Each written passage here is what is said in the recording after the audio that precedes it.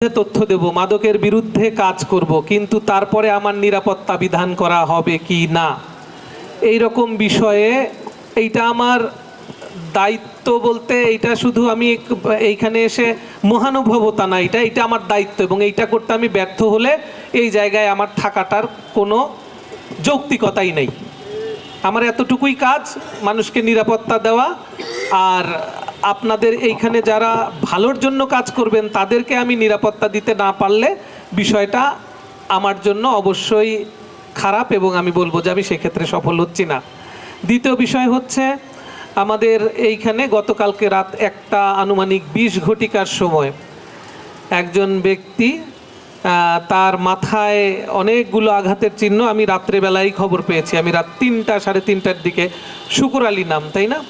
শুকুর আলী, আর পিতার নাম মনে হয় গফুর, এবং তাকে মেরেছে যে তার নাম যেহেতু আমাদের গলা দিয়ে রক্ত বেড়ে গেলেও যদি আমরা আমাদের নৈতিক দায়িত্ব পালন না করি তাহলে কখনো এই সমস্যার সমাধান হবে না।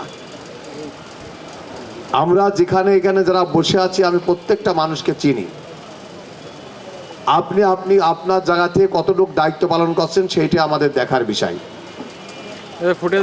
এই পুলিশ সুপার মহোদয়, উনি আমাদের এখানে তার সরকারি কর্মচারী হিসেবে, কর্মকর্তা হিসেবে এখানে সে দায়িত্ব পালন করছে।